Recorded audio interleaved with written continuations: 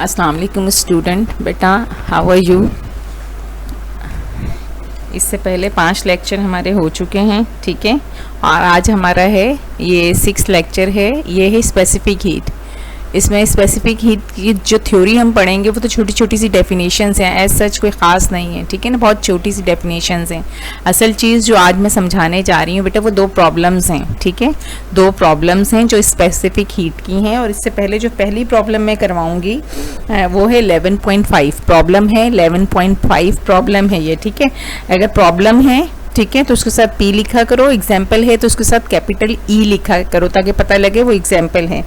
हम स्टार्ट करेंगे प्रॉब्लम 11.5 से। और जो प्रॉब्लम 11.5 है वो है हमारी किससे रिलेटेड, जो मैंने तुम लोग को कल टॉपिक करवाया था काइनेटिक थ्योरी वाला, उससे रिलेटेड है, ठीक है। इससे पहले जो कल हमने लेक्चर किया था, ठीक है, उसको देख लेते हैं।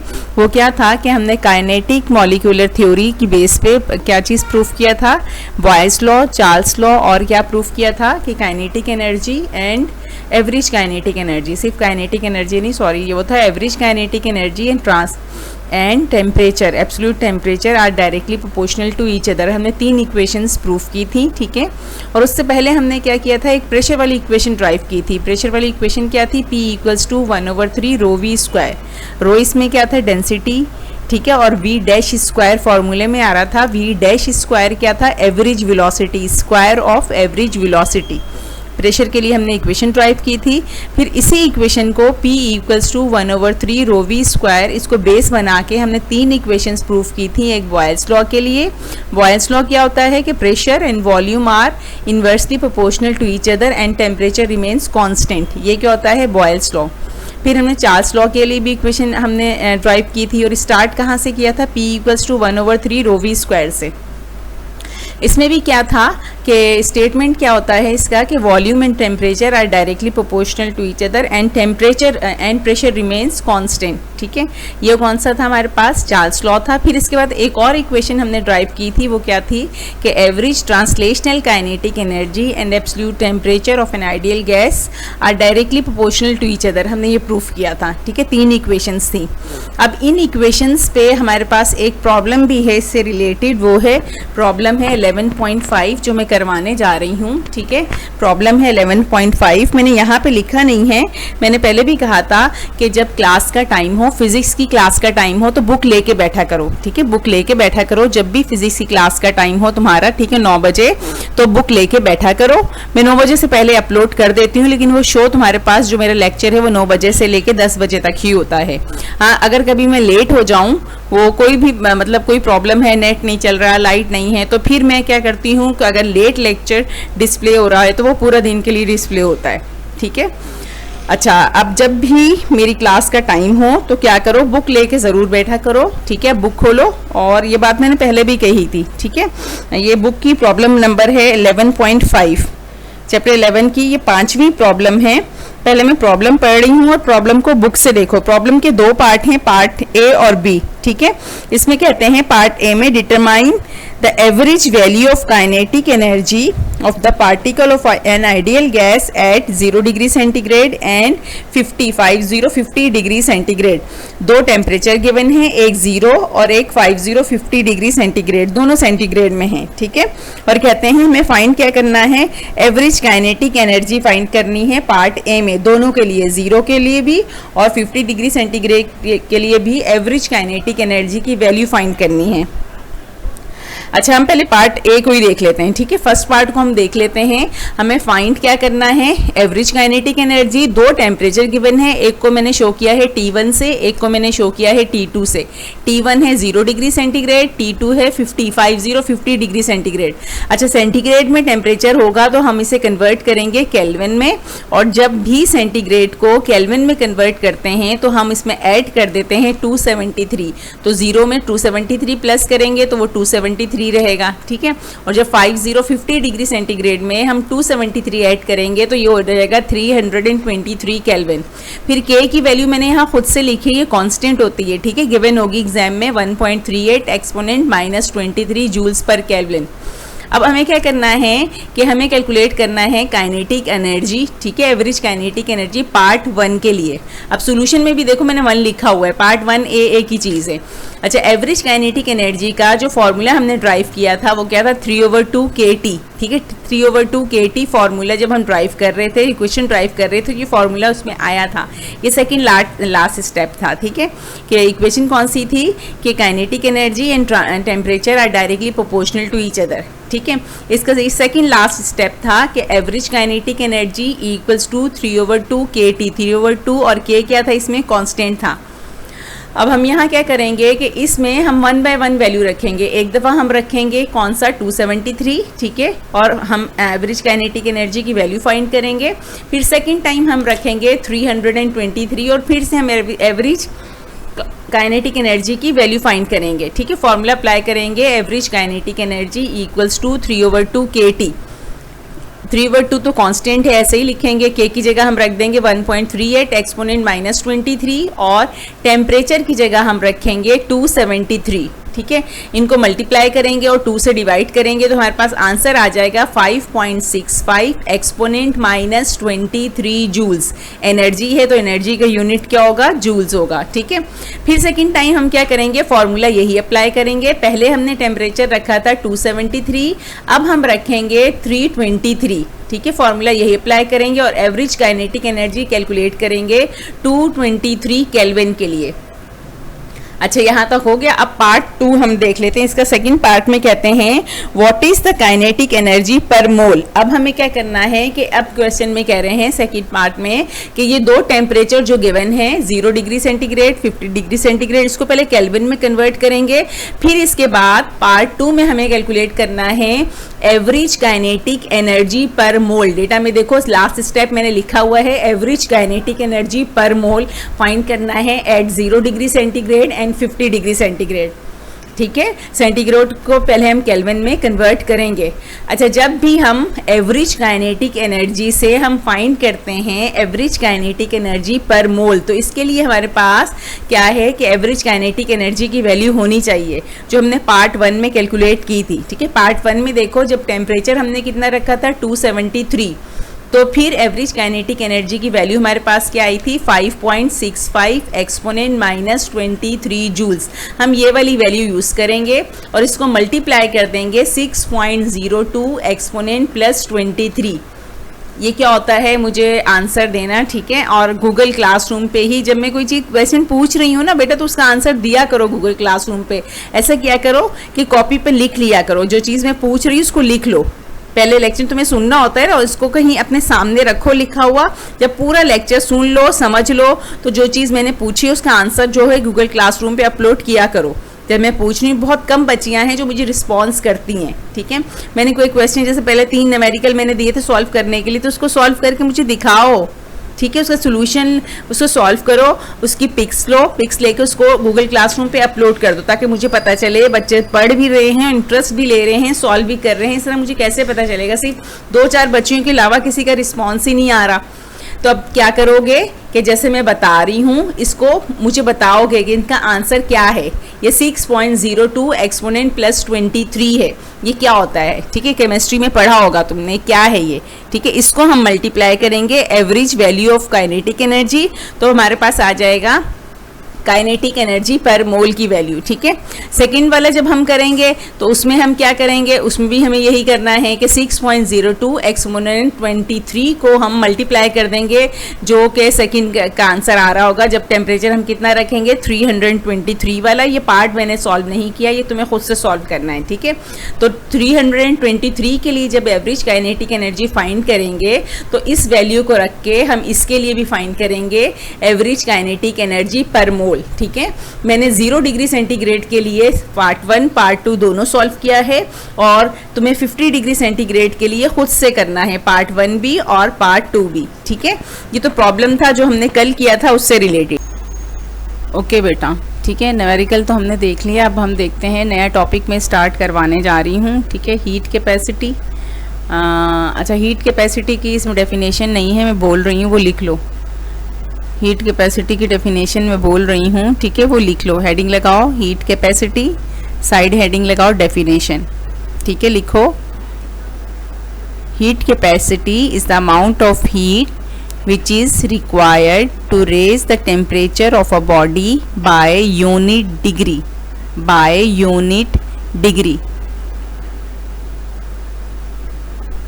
ओके, अब नेक्स्ट लाइन में लिखो, its unit is joules per kelvin, joules per kelvin और OR और जूल्स पर डिग्री सेंटीग्रेड। ठीक है, टॉपिक क्या था हमारा? अभी हम पढ़ रहे हैं हीट कैपेसिटी के बारे में पढ़ने जा रहे हैं। हीट कैपेसिटी जो हम पढ़ेंगे, ठीक है, एक तो सिंपल हीट कैपेसिटी है, फिर एक है जो तुम्हें स्क्रीन पे नज़र आ रहा है वो है स्पेसिफिक हीट कैपेसिटी, और इसके बाद हम पढ़ेंगे मोलर स्पेसिफिक हीट कैपेसिटी।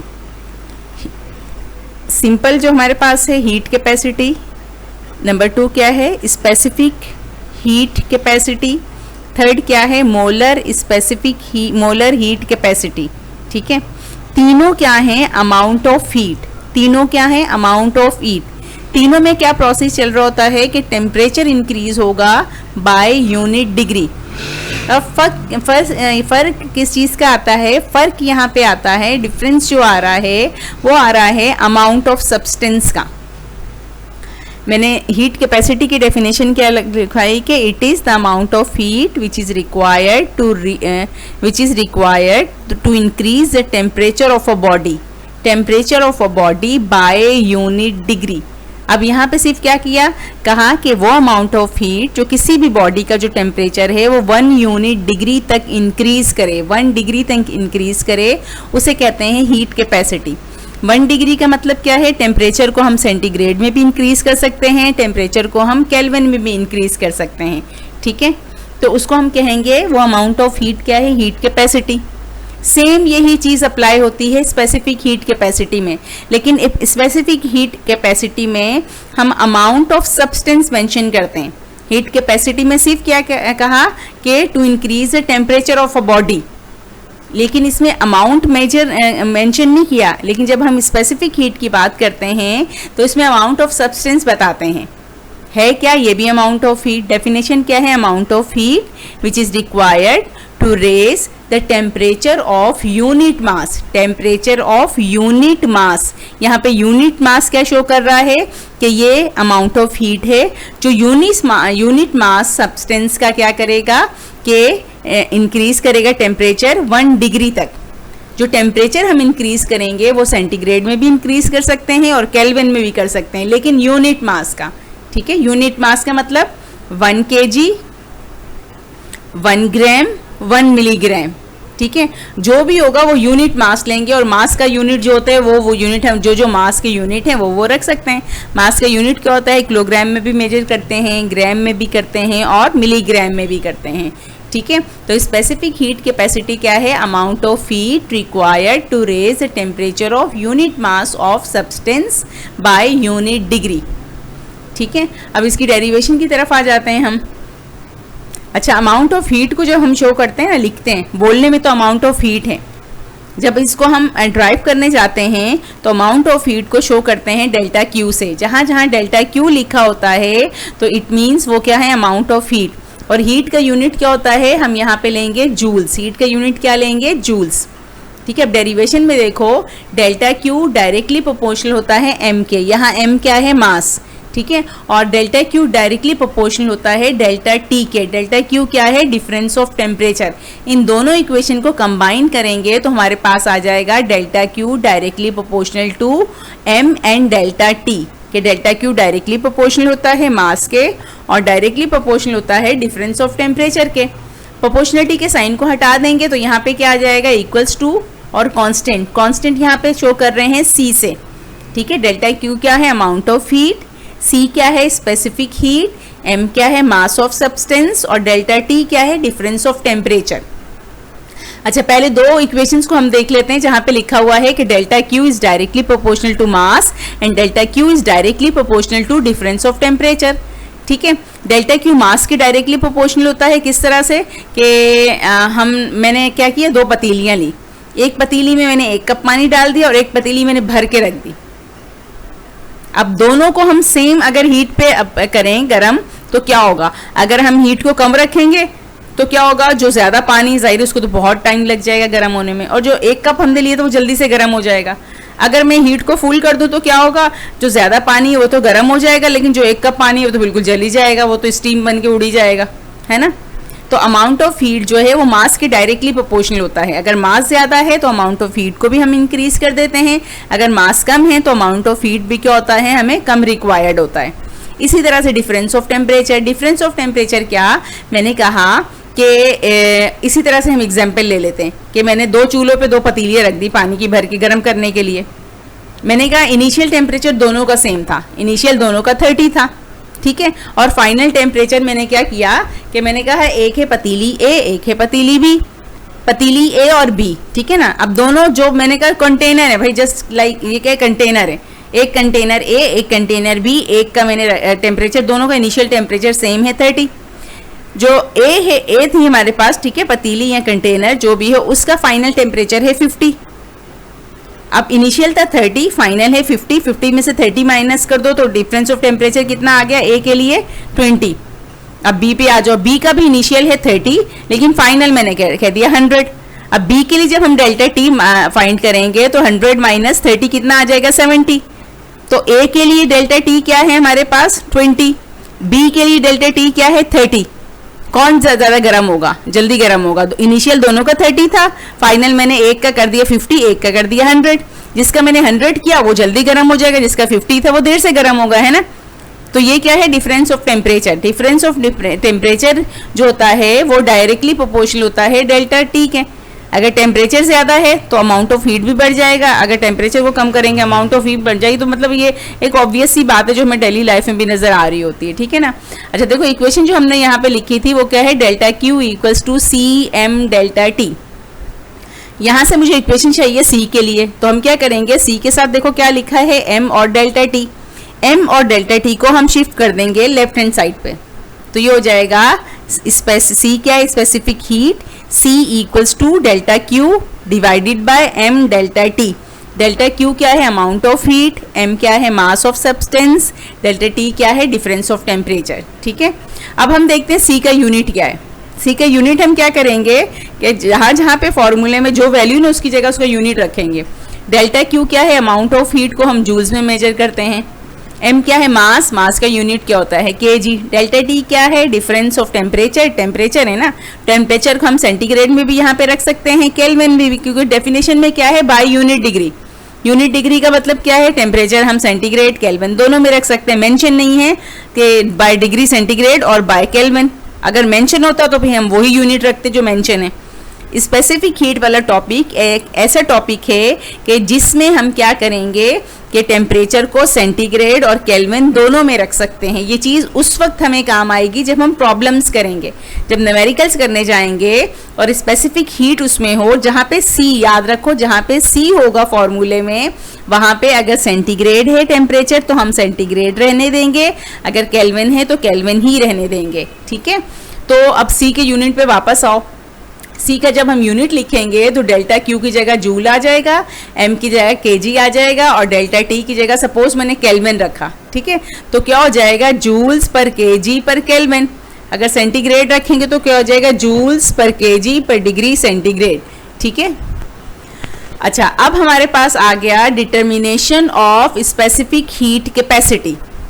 यहाँ पे एक चीज़ असल में मुझे समझानी थी कि अब जो एग्जाम्पल है लिखा है नीचे 11.5, यहाँ हम यूज़ करेंगे law of heat exchange. Law of heat exchange होता है, ये देखो मैंने अंडरलाइन भी इसलिए कर दिया है कि heat lost equals to heat gain, कि हीट लॉस और हीट गेन हमेशा इक्वल होता है। कैसे कि एग्जाम्पल ले लो कि हमारे पास है एक कंटेनर है, गिलास, मैंने कहा पानी का ग्लास है, उसमें नॉर्मल टैप वाटर है, मैंने नलके से पानी लिया, नॉर्मल पानी है। फिर मैंने क्या किया कि एक एग लिया, ठीक है, अंडे को बॉईल कर लिया। अब बॉयल अंडा तो गर्म होता है ना, उसको मैंने बॉईल करके उसमें ग्लास में डाल दिया, पानी था उसमें। पहले तो पानी नॉर्मल टेम्परेचर पे था, जब अंडे डालेंगे तो क्या होगा, हाँ अंडा डालेंगे तो उसका टेम्परेचर बढ़ जाएगा ना पानी, क्योंकि अंडा एकदम गर्म था, 100 डिग्री सेंटीग्रेड पे हमने बॉईल किया। जैसे ही हमने उसमें एग डाला तो क्या हुआ, जो वाटर है वाटर का टेम्परेचर भी इंक्रीज हो जाएगा, है ना। कैसे हुआ कि जो हमारे पास अंडा था उसका टेम्परेचर ज्यादा था 100 डिग्री सेंटीग्रेड, और पानी का, मैंने कहा सपोज पानी का गिलास है, गिलास में पानी है और टेम्परेचर कितना है 30 डिग्री सेंटीग्रेड। पानी का टेम्परेचर क्या है 30 डिग्री सेंटीग्रेड, तो जिस गिलास में पानी है वो गिलास का टेम्परेचर भी 30 हो जाएगा, यानी गिलास और वाटर दोनों का टेम्परेचर क्या है 30 डिग्री सेंटीग्रेड। अंडे को हमने बॉईल किया 100 डिग्री सेंटीग्रेड पे, उस अंडे को जब हमने उस पानी में डाल दिया, ग्लास में डाला, तो पानी भी थोड़ा गर्म हो जाएगा, है ना। गर्म क्यों होगा? कि पानी का टेम्परेचर कम था, अंडे का ज्यादा था। अंडे ने हीट क्या की, हीट रिलीज हो रही है अंडे से, और एब्जॉर्ब कौन कर रहा है? वो पानी कर रहा है। ये होता है law of heat exchange. Law of heat exchange क्या होता है? Heat lost equals to heat gain, कि जो अंडे से हीट लॉस हो रही है उसको गेन कौन कर रहा है या एब्जॉर्ब कौन कर रहा है? वाटर या ग्लास। ठीक है, अब ये चीज हमारे काम आएगी किसमें? एग्जाम्पल 11.5 में। ठीक है, अच्छा एग्जाम्पल 11.5 समझाने से पहले मैं इस पे वापस आऊंगी। इससे पहले हम जरा दो डेफिनेशंस हैं उनको देख लेते हैं। ठीक है ना, मोलर ही स्पेसिफिक हीट कैपेसिटी, हमने पढ़ा हीट कैपेसिटी। हीट कैपेसिटी के amount of heat required to raise the temperature of a body by unit degree। फिर हमने पढ़ा heat capacity, specific heat capacity. Specific heat capacity क्या था? कि amount of heat required to raise the temperature of a unit mass, temperature of unit mass by unit degree. ठीक है, कि unit mass का टेम्परेचर 1 डिग्री सेंटीग्रेड या 1 kelvin तक increase किया, तो वो अमाउंट ऑफ हीट हमारे पास क्या है? Specific heat capacity. अब आ जाओ molar. Molar specific heat capacity की डेफिनेशन एज इट इज वही है जो हीट कैपेसिटी की, स्पेसिफिक हीट कैपेसिटी की थी। स्पेसिफिक हीट कैपेसिटी क्या है? कि हमने कहा भाई यूनिट मास ले लिया। जब हम मोलर की बात करते हैं तो ये होता है गैसियस फॉर्म। ठीक है, गैस के लिए, और गैस के लिए हम क्या लेते हैं? Number of moles. तो ये क्या है? Amount of heat required to raise the temperature of 1 mole of a gas by unit degree. ठीक है, ये अगर गैस हमारे पास है तो मोलर स्पेसिफिक हीट है। ठीक है ना, अगर हम ले रहे हैं गैस के अलावा कोई सब्सटेंस ले रहे हैं तो वो क्या हो जाएगा? Specific heat capacity. अगर हम ऐसा सब्सटेंस ले रहे हैं कि जिसमें हमें अमाउंट को मेजर नहीं करना, वो सब्सटेंस का अमाउंट हम नहीं बता रहे, क्वांटिटी नहीं बता रहे, तो फिर क्या हो जाएगा? Heat capacity. ठीक है, जब मोलर स्पेसिफिक हीट लेते हैं तो जो इसका यूनिट लिखते हैं जूल्स पर मोल केल्विन। ठीक है, जो स्पेसिफिक हीट कैपेसिटी का यूनिट था केजी की जगह क्या आ जाएगा? मोल आ जाएगा। अच्छा, मोलर स्पेसिफिक हीट के लिए जब हम इक्वेशन ड्राइव करेंगे तो बिल्कुल स्पेसिफिक हीट कैपेसिटी की तरह, कि डेल्टा क्यू डायरेक्टली प्रोपोर्शनल था वहां पे एम के, यहाँ पे हम ले रहे हैं गैस, और गैस में क्या ले रहे हैं? नंबर ऑफ मोल, तो यहाँ डेल्टा क्यू डायरेक्टली प्रोपोर्शनल हो जाएगा एन के। एन यहाँ पे क्या है? Number of moles of gas, और डेल्टा क्यू डायरेक्टली प्रोपोर्शनल होगा डेल्टा टी के। Delta T is difference of temperature. दोनों इक्वेशंस को कंबाइन करेंगे तो ये हो जाएगा delta Q directly proportional to N and delta T. Proportionality के साइन को हटाएंगे तो यहाँ पे कांस्टेंट आ जाएगा, इक्वल्स टू आ जाएगा। कांस्टेंट क्या है? सी। स्पेसिफिक हीट को हम सी से शो करते हैं। जब हम सी के लिए डेल्टा क्यू लिखा तो डेल्टा क्यू किसके इक्वल आ जाएगा? एन सी डेल्टा टी के। एन क्या है? नंबर ऑफ मोल, सी क्या है? स्पेसिफिक हीट, डेल्टा टी क्या है? Difference of temperature. जब इसी इक्वेशन को हम सी के लिए लिखेंगे तो ये हो जाएगा c equals to delta Q divided by n delta t. ठीक है, अच्छा जब हम बात करते हैं मोलर स्पेसिफिक हीट कैपेसिटी तो हम दो तरह से इसको मेजर करते हैं। एक होता है molar specific heat capacity eight constant pressure, और एक होता है molar specific heat capacity eight constant volume.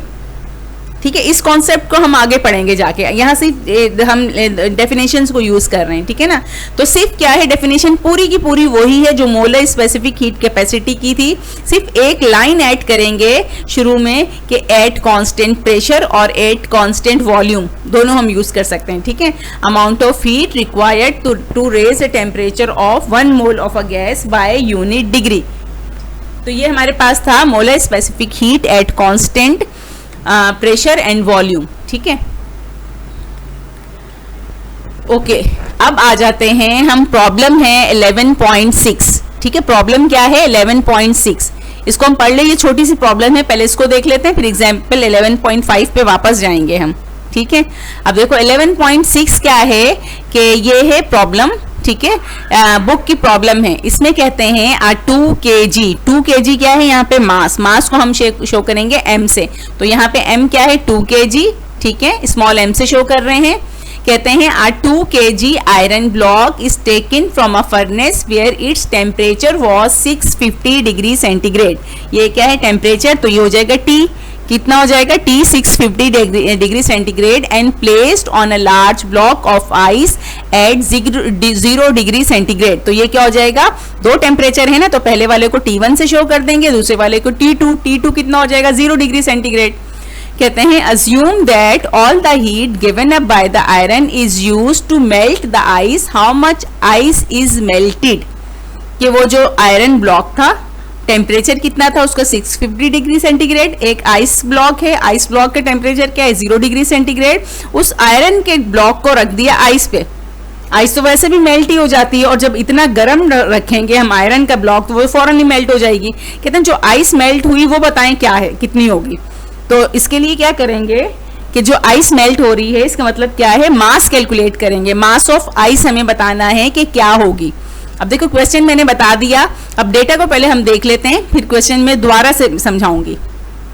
इसमें देखो लिखा हुआ है स्पेसिफिक हीट ऑफ आयरन, ये कांस्टेंट वैल्यू होती है, इसके लिए परेशान नहीं होता, ये क्वेश्चन अगर एग्जाम में आती है तो तुम गिवन होगी, ठीक है। इसी तरह से एक चीज है यहाँ पे latent heat of fusion of ice, ये भी कांस्टेंट है, ये भी गिवन होती है, ठीक है, ये वैल्यूज यही है इसकी।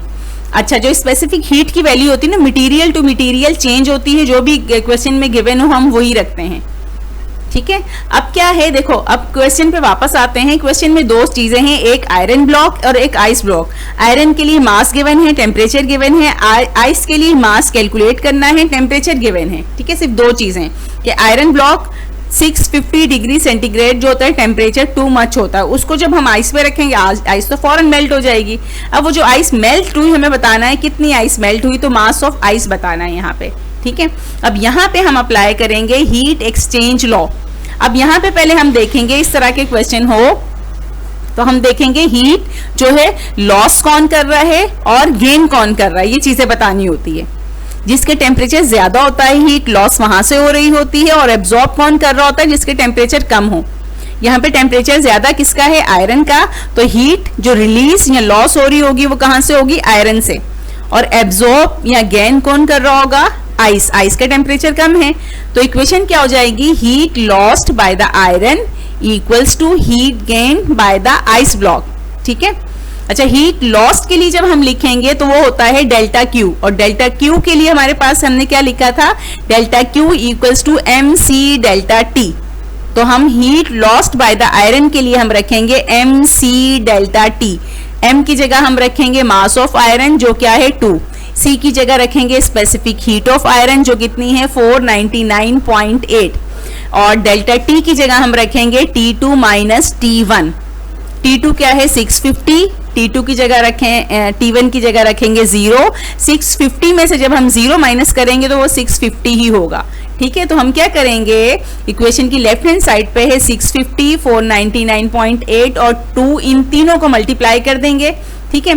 अब आ जाओ इक्वेशन की राइट हैंड साइड। इक्वेशन की राइट हैंड साइड पे है heat gain by the ice block.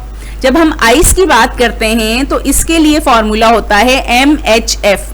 M क्या है मास ऑफ आइस और HF क्या है latent heat of fusion of latent heat of fusion of ice. ये कांस्टेंट वैल्यू होती है जो गिवन है 3.36 एक्सपोनेंट प्लस 5, ये हम ये रख देंगे।